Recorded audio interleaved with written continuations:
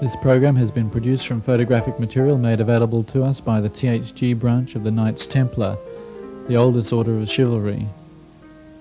We are grateful to the order for trusting us with some of the most closely guarded secrets of all time. Millions of people have seen unidentified flying objects, UFOs or flying saucers. Many of these strange objects have been seen to be operated by human-like creatures. It is far too frightening for most of us to consider what these objects may be, where they come from and who's sending them. But in this program we will examine the evidence in the form of photos, diagrams and plans which link the enormous number of sightings during and after World War II with research, construction and test flight of a great number of electromagnetically driven craft.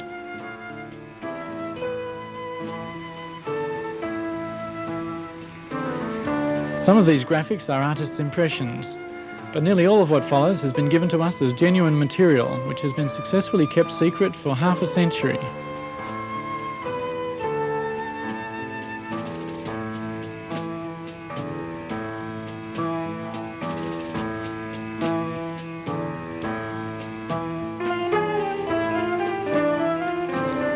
These photographs were taken by an eyewitness who describes a saucer-shaped craft flying a little faster than a jet airplane, flying very low, emitting a faint singing noise.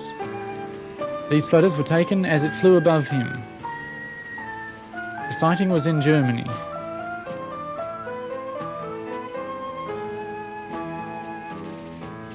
Just in time I take photos as it flies above me.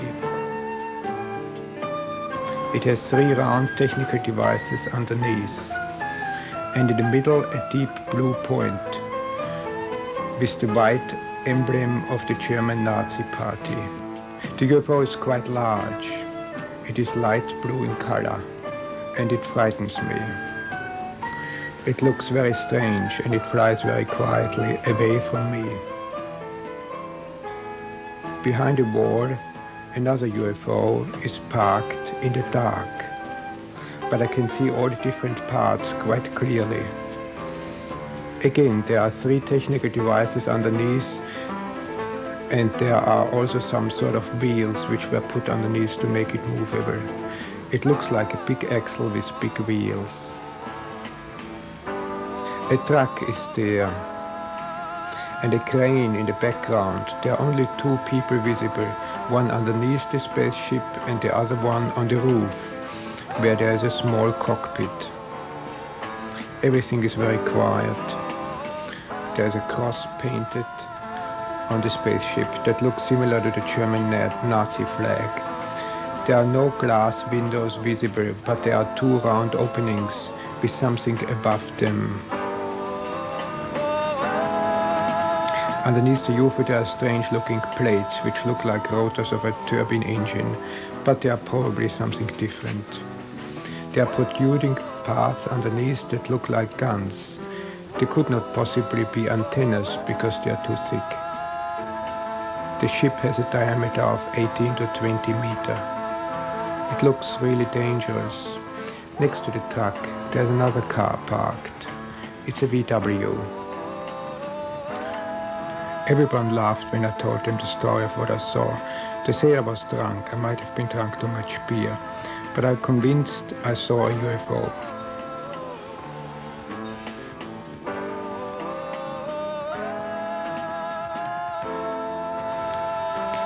In the week following this UFO report, there were other reports also from Bavaria. For example, a petrol Bowser attendant who said he'd seen a UFO, but people accused him of being drunk and made fun of him. So to avoid further ridicule, he said he was just making a joke. UFO reports are difficult to believe. It's up to each person to form their own opinion and to consider the implications for themselves. On the 14th of December 1944, the New York Times published the first of the UFO news stories. Floating mystery ball is new Nazi air weapon. It was disclosed on December the 13th by the Supreme Headquarters of the Allied Expeditionary Force that a new German weapon made its appearance on the Western Air Front. American airmen report that they are encountering silver-coloured spheres in the air above German territory. The spheres are being encountered singly and in clusters. Sometimes they are semi-translucent. This report is suggestive of electromagnetically driven craft. These objects frequently appeared where German troops were concentrated in Northern Europe.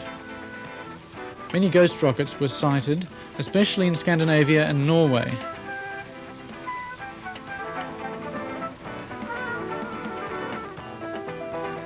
On the screen now is a drawing from the SS files dated 7th of November 1943.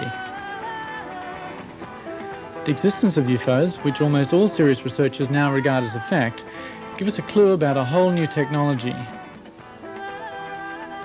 The enormous sparks we call lightning give us a glimpse at the immense energy freely available to power these machines. The life energy inside every human being is another aspect of this same magical power. These things are spoken of in the German Tuller Society and through one of its members in the SS. These concepts were quite different to those of the German military at the time. This was the beginnings of the first so-called Green Party, and perhaps ironically a search for a new harmony between man and nature. In the German Tuller Society, the secret sign was the black sun. This same sign was evident in ancient Babylon and to the Carthaginians and the Phoenicians. In these ancient times, the sign of the black sun was symbolized by a cross. The cross recurs throughout history as a symbol of power.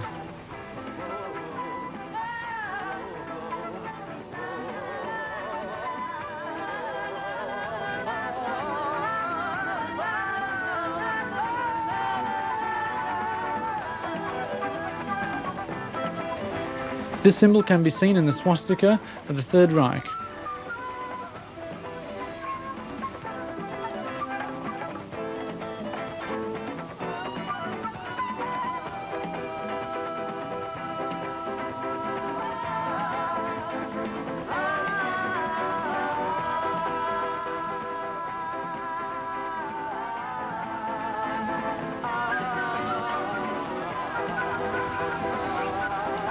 The cross is seen on this Messerschmitt. The Knight's Cross is a variation of this symbol, which is thousands of years old.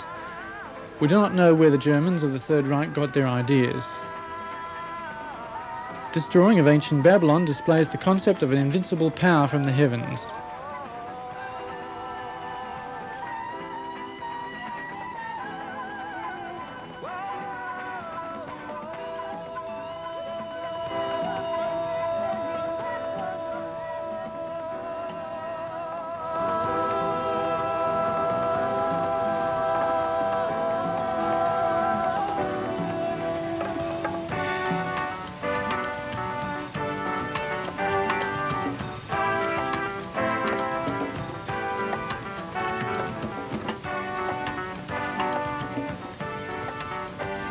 Victor Schauberger was one of the leading scientists in the very intense push for a new and clean energy.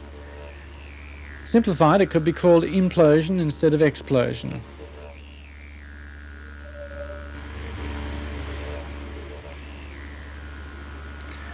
There was a group within the Third Reich who were searching for constructive solutions, not destructive ones. In these diagrams you can see a new type of vehicle was being planned.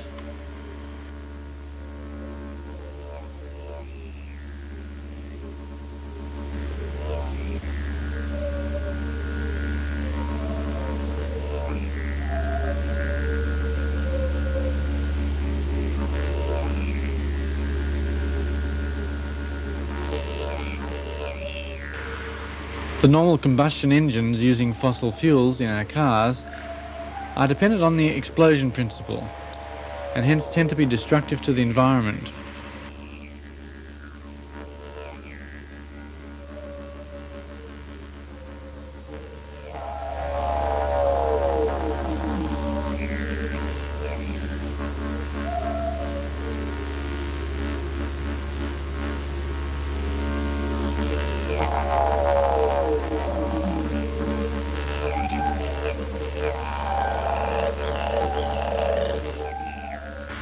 Victor Schauberger's experimental vehicles were based on esoteric principles and focused his research on electrogravitation. In other words, regarding gravity as an electrical force which can be utilized for propulsion. The U-13 department of the SS concentrated their efforts on this technique. This was the means by which the Hanibu flying saucer was powered. Here you can see the construction plans of the Hanibu 2.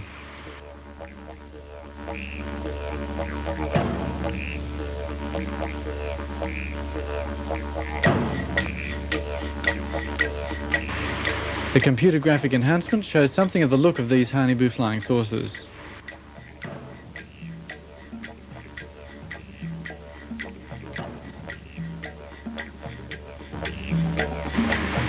The engine is very likely to have been designed by Captain Hans Kohler and built by the German AEG company in 1944.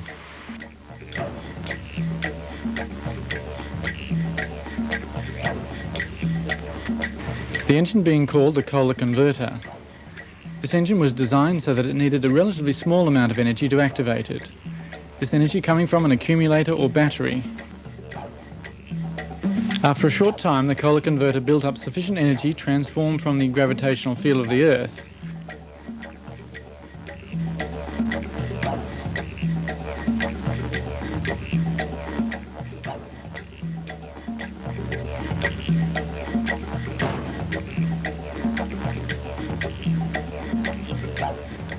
This is a diagram of the Kohler converter, and this is a photograph of the actual converter, operating on a principle of genius simplicity. This is a preliminary sketch of the Hanibu 2. The cockpit here is outlined in red.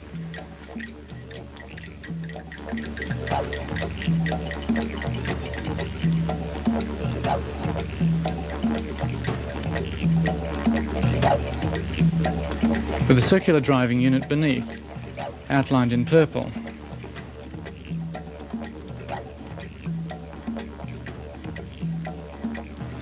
With adjacent space for people or soldiers. This machine was built somewhat like a modern ship, designed to be self-sufficient for long periods of time, with sleeping space and working area. Looking a bit like the brim of a hat, the saucer part of this machine is the means by which it is steered. This being achieved by emitting an electrically generated force in the chosen direction. There were a number of other spherical and saucer-shaped prototypes also built at this time, but using conventional rocket power. Under the code V7, a number of military prototypes were developed. These were concurrent with the V1 and V2 rocket developments. The Schreiber-Habimol flying machine was a jet-propelled vertical takeoff and landing craft developed in 1942.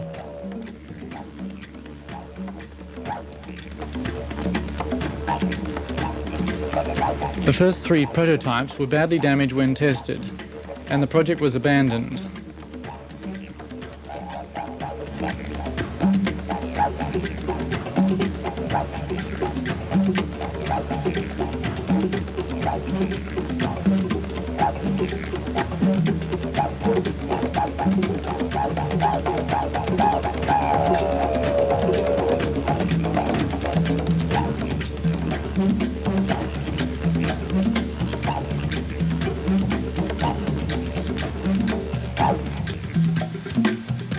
Dr. Richard Miti, in cooperation with the Italian researcher Dr. Giuseppe Belluzza, also worked on a flying machine which was round in shape, and developed a new V7 prototype.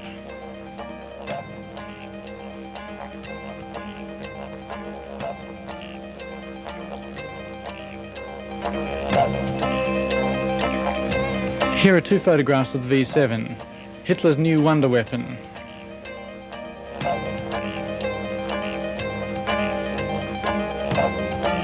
On the 7th of April 1944, Miti showed construction plans to Hitler and demonstrated the vehicle in flight. In this photograph, Hitler is standing next to a model of the new prototype.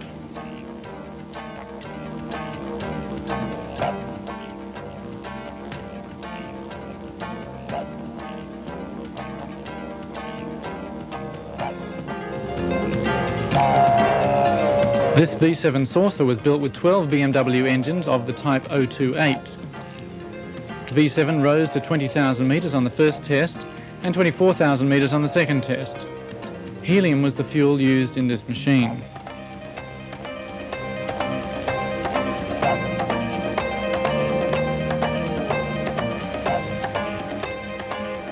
Here is a plan of the V7. After this, a new smaller type called WRIL was developed. Here you can see a sketch of the WRIL, and here's a photograph of the test flight. Work on these unconventional flying machines was a race with time, since conventional rockets were also being developed, and it was a matter of competing for resources, materials and manpower to build them.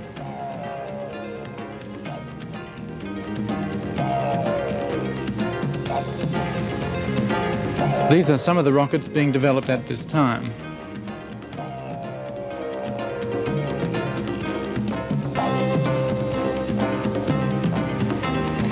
Every nation involved in the Second World War were developing new weapons, but the real wonder weapons were not associated with fire and noise, but were being developed and propelled quietly and secretly.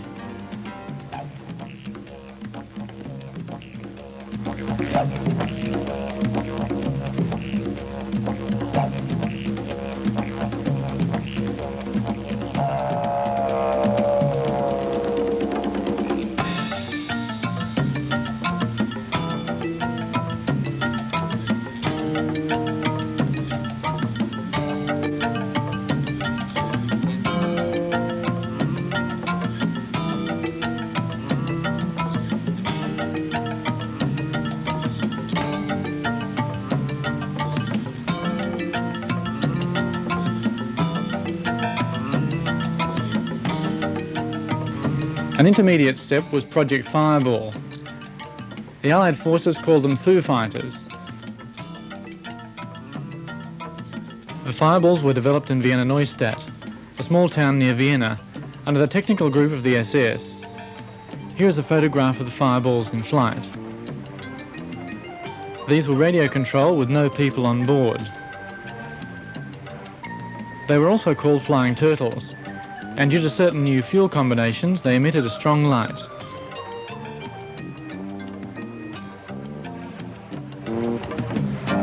Developed to disrupt the ignition systems of enemy aircraft. This fits in with numerous reports of power failures associated with UFO sightings, including the New York blackout of the 60s. Next we have a drawing indicating the relationship between the Earth's magnetic force, seen here with the North and South Pole, and the electromagnetic field around the flying saucer. This is a list of 261 flying saucers, including 3 Honeyboo models and 84 WRILs.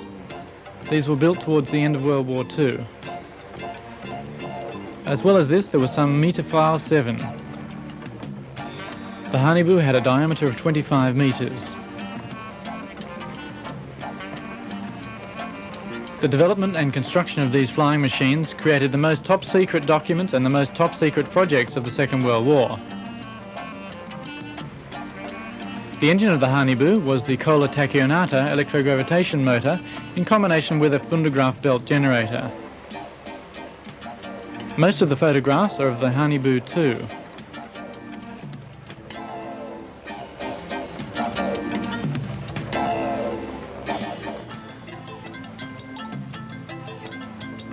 Here we see the rooms inside the Honeyboo.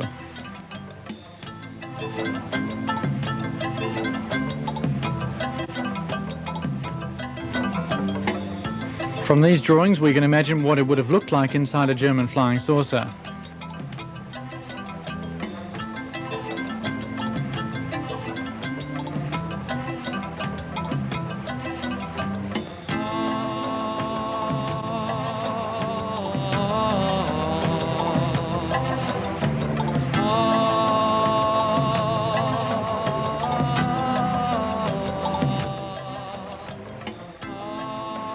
The red markers here are indicating guns on this saucer. These are photographs of the Honeyboo 2, probably taken during a test flight. We can see a gun on the bottom of this Honeyboo, and what may be a symbol of the Third Reich. What a terrifying impact this must have made on people seeing the craft at a low altitude.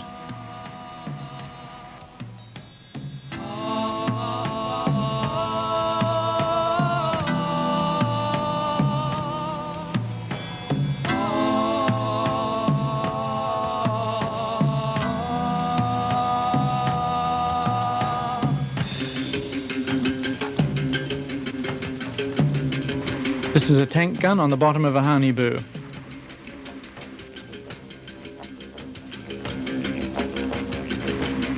Here again are construction plans from the Haniboo series, indicating that this mystery was once a reality. This gives weight to the suggestion that international oil companies, who control the majority of world commerce, may have something to gain by the continuing suppression of the technology which keeps these massive machines silently in the air.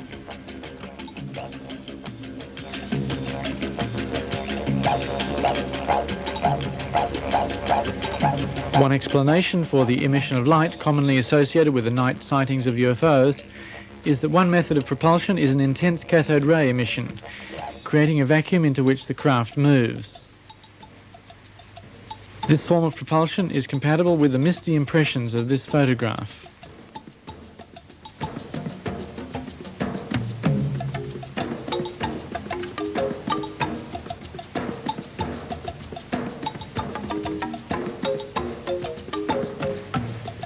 The gun is clearly visible under this craft. These photographs show the Haniboo II experimental craft fitted underneath with tank guns developed for the Sherman Panzer or Panther tanks. Although originally these craft were designed to carry electronic guns, they were later fitted with 7.5cm tank cannons. The weight of the cannon would not have been a problem on the Haniboo craft, which weighed almost 100 tons anyway, because the tachyonin electrogravitation engine generated its own gravitational field.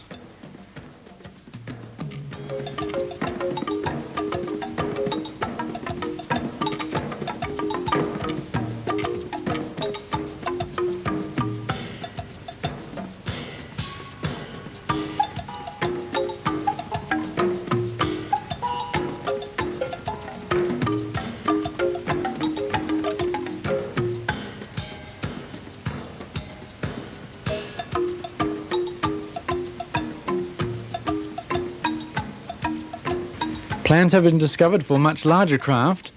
This Haniboo 4 had several guns.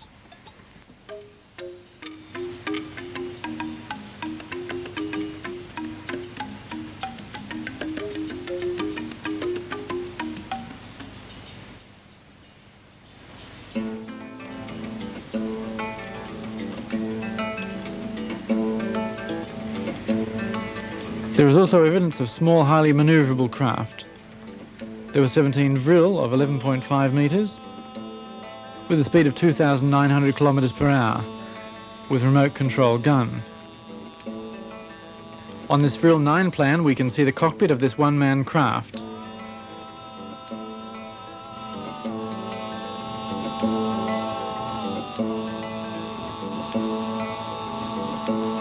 These are low-altitude test flight photos.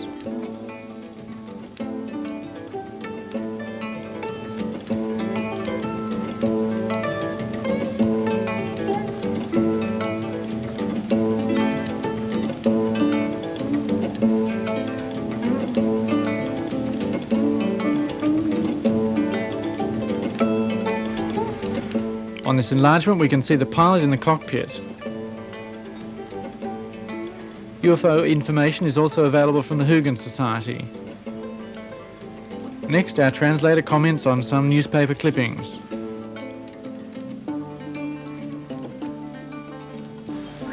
Here's an interesting press release. The first UFO flies in Prague.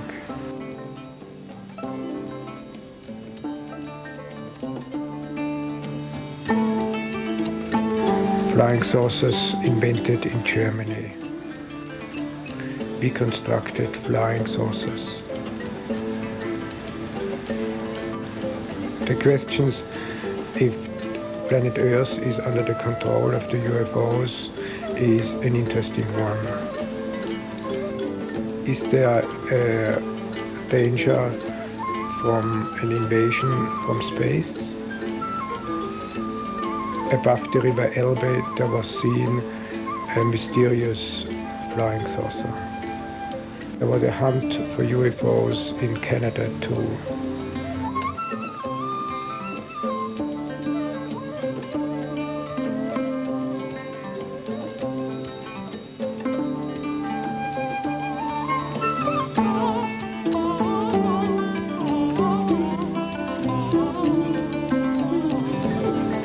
The American President Jimmy Carter has seen a UFO too. All over the world there has been sightings of UFOs and mysterious flying objects.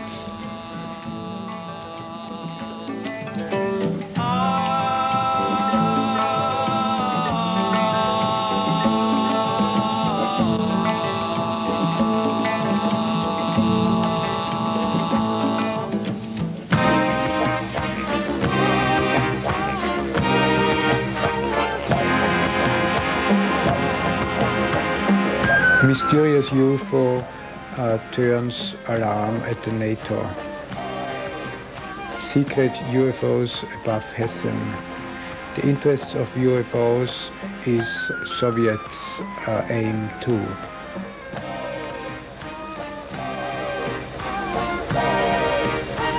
Edwin Aldrin, the second man on the moon, saw 7 UFOs and he was not allowed to talk about it. UFOs at night above Hamburg. 2 policemen saw it too. 100 Germans saw a blue UFO. The watch stopped. UFO above Soviet Union. Nuremberg. Pilot hunts UFO. US secret documents prove UFOs caused atom weapons to be useless.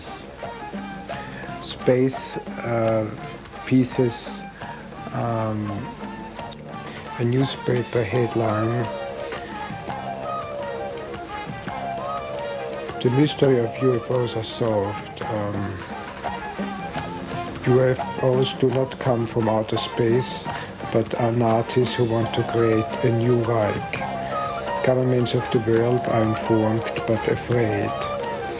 If there is a serious economic crisis, they are afraid the Nazis will come with their flying saucers.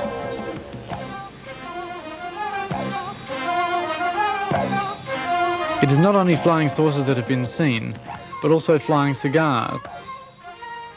Huge spaceships shaped like a cigar. These could be the motherships. The idea of a mothership was developed in Germany in 1944, or possibly earlier. This project was called Andromeda.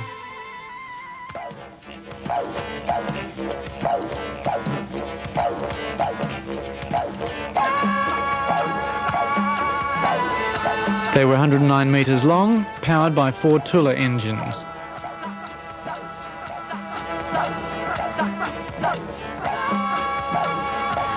They were designed to carry 1 Hanibu and a few vril.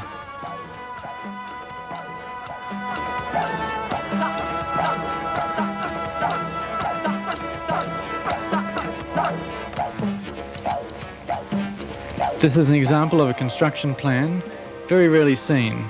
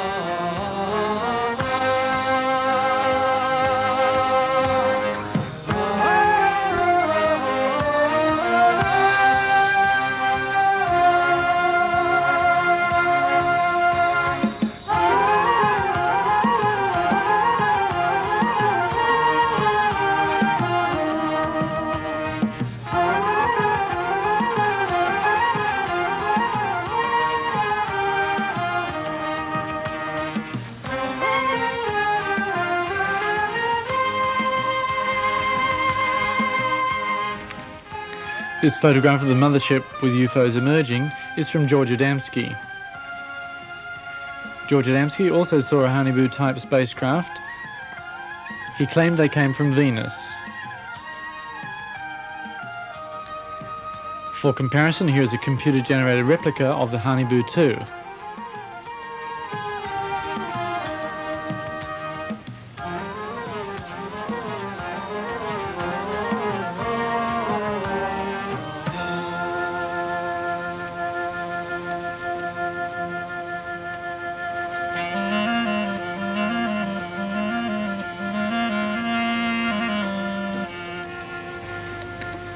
This is a CIA paper from 1952 requiring all UFOs to be reported to the military. The CIA recommend to security advisors what information may go to the press in order to avoid panic. Almost all photographs from then on have been censored. About that time, a movie called Earth vs. Flying Saucers was released, but very soon disappeared. This had extraordinary special effects and has only recently turned up in local video stores. This German news clip is a report that an American farmer who witnessed the landing of a flying saucer claimed that the occupants spoke German. The farmer was arrested.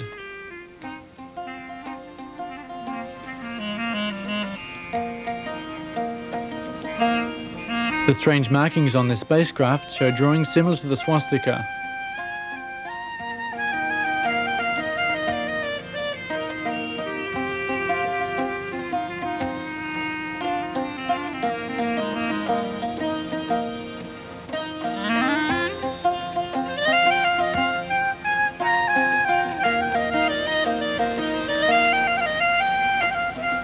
Adamski had a friend who also saw flying saucers landing.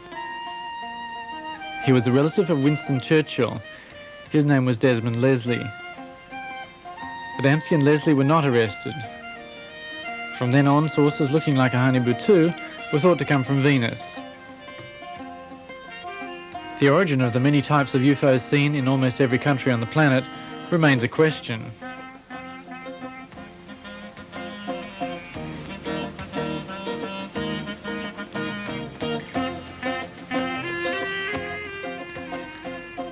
It is interesting to note the very great interest shown by the German military before and during the war in the Antarctic continent at the South Pole.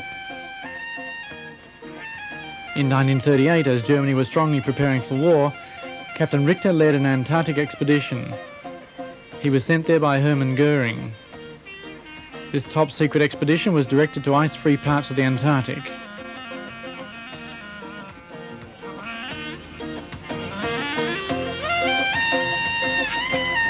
The German part of Antarctica was called Neuschwabenland.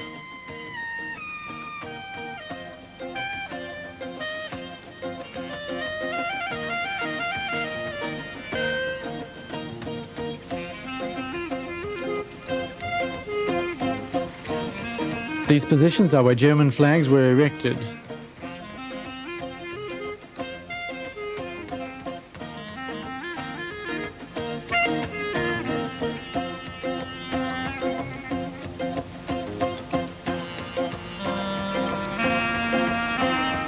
This is a document of gratitude signed by Hermann Goering.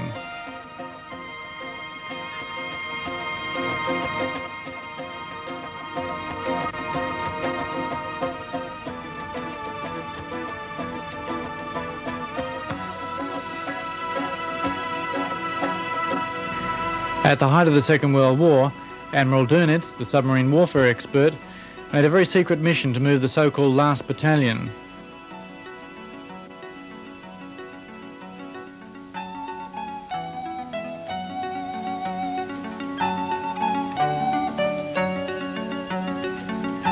This is a list of nearly 100 U-boats which remain unaccounted for.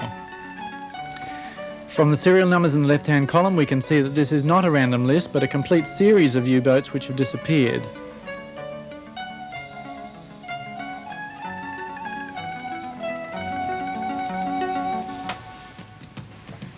There is evidence of a number of secret bases in the Antarctic.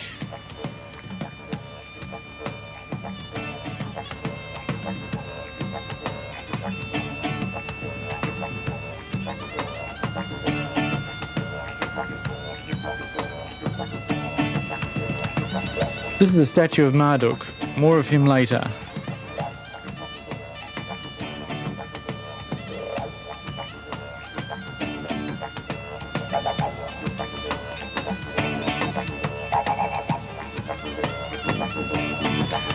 Admiral Karl Dönitz and a president of the Third Reich signed the surrender documents which ended World War II in May 1945.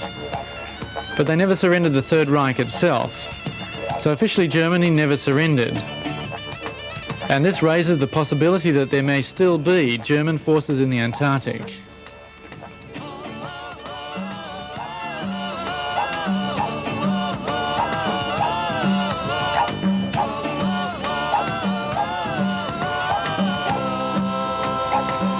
At the beginning of the war in 1939, Hitler said that if Germany was overrun, the fight would continue from outside. Perhaps we need not place any special significance to this remark. During 1952 in Washington there was panic. You can see from these photographs of a radar screen UFOs flying in formation. They went straight over the White House. A number of radar surveillance centres had the same alarming images on their screens. This was July 1952.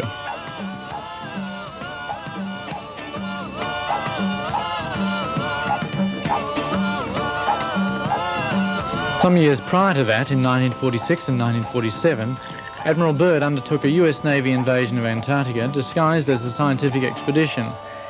It had the code name High Jump. After preparations in the previous year, Operation High Jump started on the 30th of February 1947. And yet on the 4th of March, after the disappearance of several aircraft, the expedition was cancelled.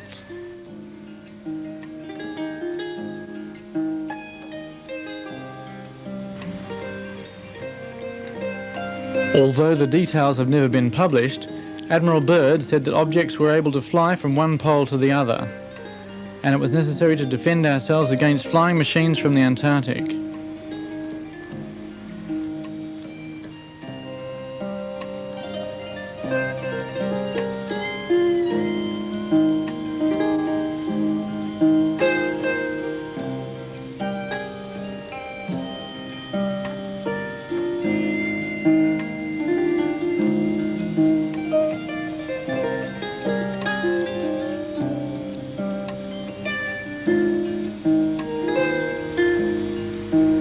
This is a sketch from the German magazine Spiegel indicating the flying patterns of UFOs. A New Zealand airline pilot, Bruce Cathy, observed similar patterns over New Zealand.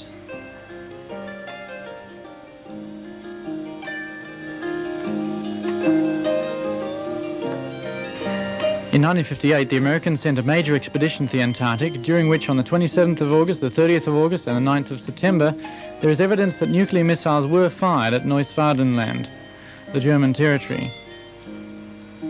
This could be linked to the holes in the ozone layer in the Antarctic today.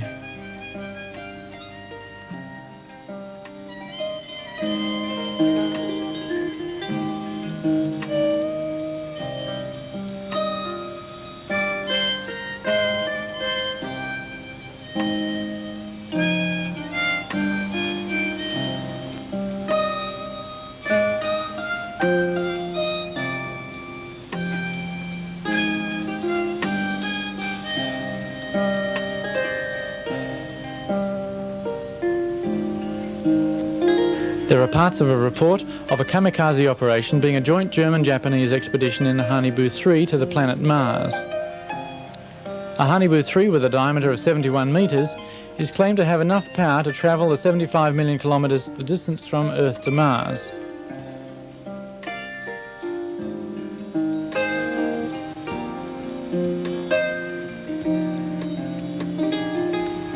There is a 1945 report that the SS Department D4 decided to make this journey. This would have been a one-way trip, unless they received help along the way or at the other end of the journey.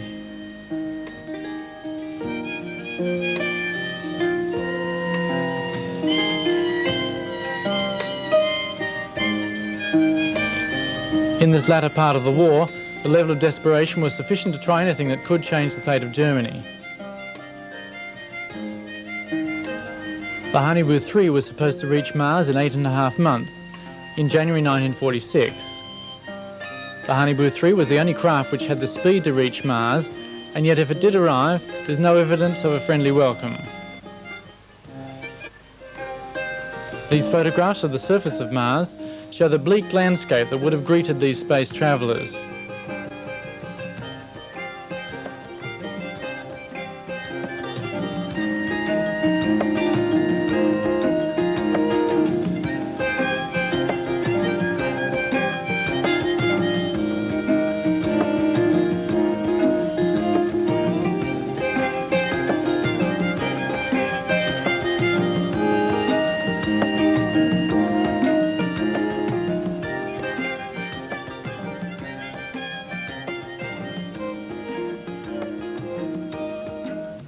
Many researchers, seeing this huge carved face on Mars, wonder if it might have been carved long ago as a deliberately grim reminder left by a civilization destroying itself with war and greed, or nuclear holocaust, perhaps millions of years ago.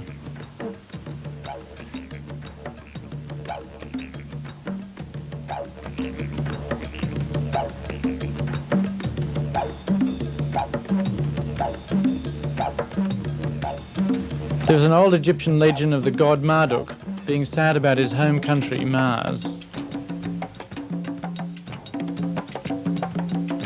There are photographs of pyramids on Mars and of a ruined city the size of Los Angeles, complete with an underground grid system still emitting infrared or heat radiation.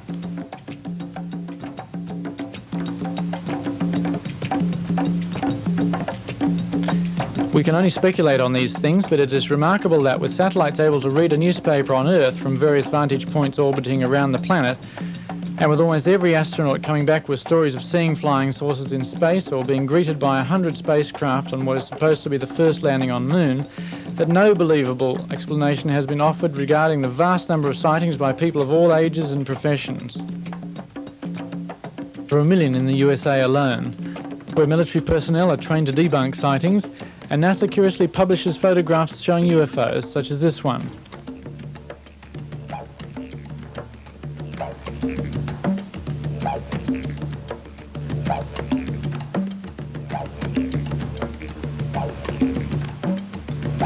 Whilst it makes little sense for armament manufacturers to create hundreds of thousands of nuclear bombs, enough to extinguish all life on this planet many, many times, there is likely to be more to this puzzle. And it may be one of the many vitally important realities which are kept secret by the powerful few.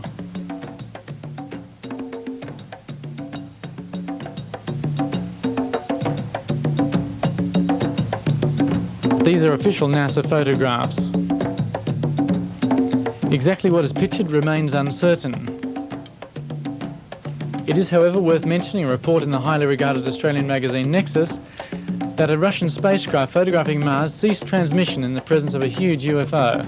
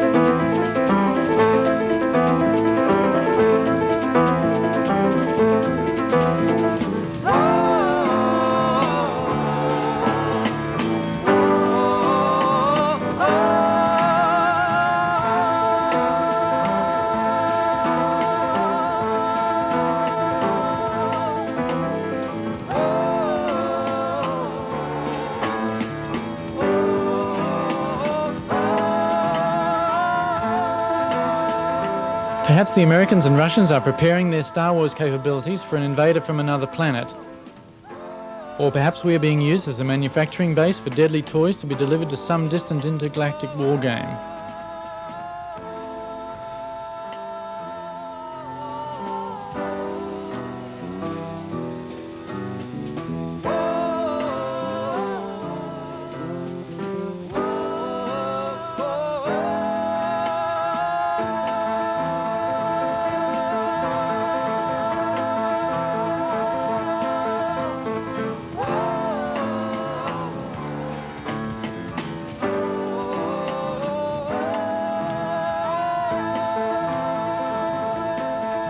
Every ancient civilization has stories of space travellers in fiery chariots from the sky. These pictures show the legend of Marduk. Legends of Marduk and other space gods from the past usually include predictions that they will return. We are still left to guess whether the UFOs seen so often are evidence of visitors from outer space or examples of advanced anti-gravity craft made secretly on Earth in great numbers.